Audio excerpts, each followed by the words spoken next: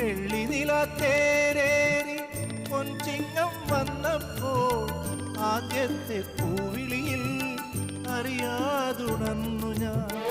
ജന്മപുണ്യമായി കൈവരും സ്വപ്നമായി തുമ്പിലയും നീർത്തിവച്ച് നോറ്റിരുന്നു ഞാൻ.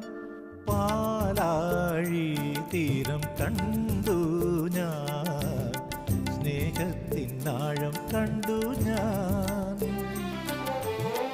പൂച്ചെണ്ടിനു കൈ നീട്ടി പൂക്കാലം വരവേറ്റു, ഒരു സ്വർഗാരാമം നീളെ കൈ വന്നു. പാലാഴി